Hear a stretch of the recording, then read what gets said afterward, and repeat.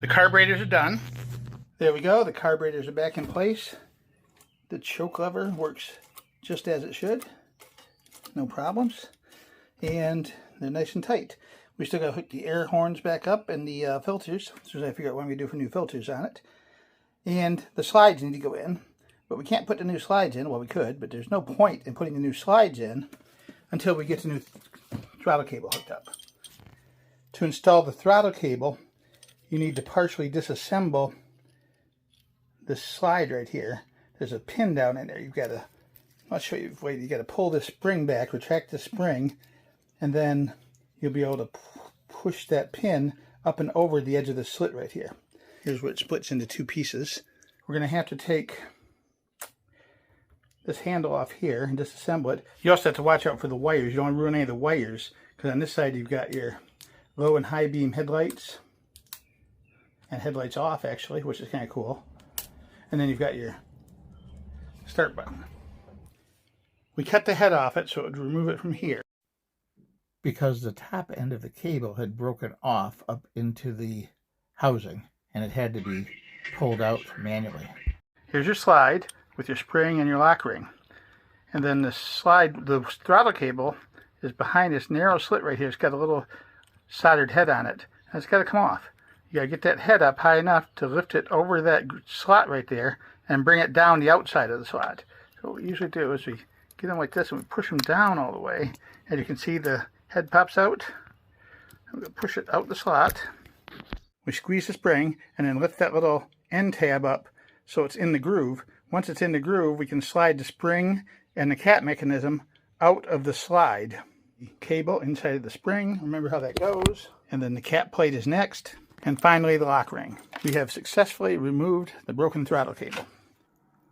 One of the Phillips screws that holds the bracket together had a damaged head, so I had to drill the head off in order to get it apart, so I'll have to replace that one screw.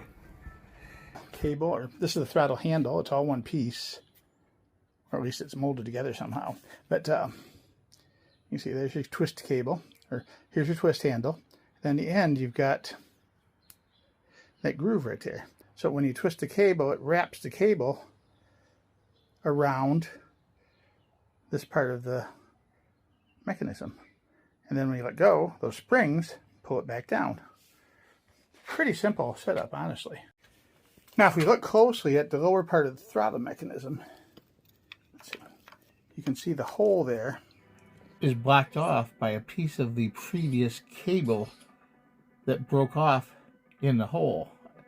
It was plastic and it snapped off in there, so now we need to get a screwdriver and twist that out so that the new cable can be pushed up through the bottom into place. We're all done with the throttle cables. Go over it real quick. Here's our new one. It's metal, which is better than what was on it. It screws right up into the housing there. And then you've got a lock screw on it. Then you've got a lock nut on it to keep it from coming loose and getting sloppy. Turnbuckle adjustment on the cable right there with a lock nut again. Very well designed.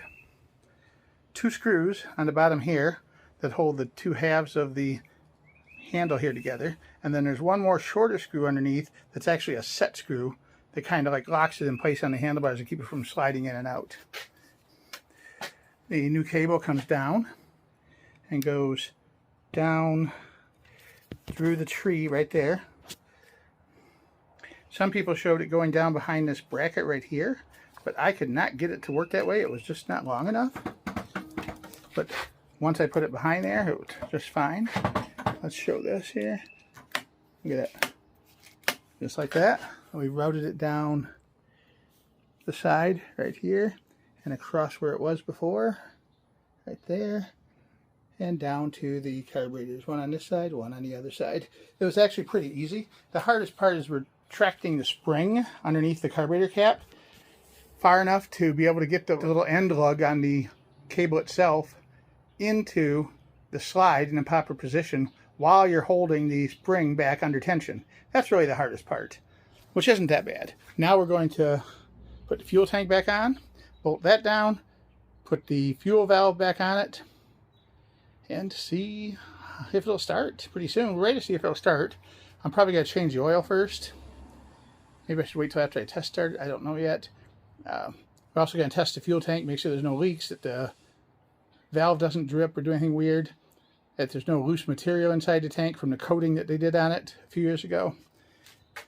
But I feel good about this. I feel like we're getting really close to having something going on here. Really, if the fuel system works out okay, the only thing left we're going to have to do is, if even that, adjust the timing chain tensioner and the points. The points are under those silver colors right there. And the timing chain tensioner, you adjust by getting it to top dead center, and then you tighten it up just a little bit hand tight, and then lock the Loctite down. But we'll go through the whole process when I actually do it. Pretty straightforward so far. Everything's worked out good. Oops, I still got to put the exhaust pipe back on tight and the side covers. I'm going to polish those real good before I put them back on though. Thanks for watching. Stay tuned for part number 5 coming soon.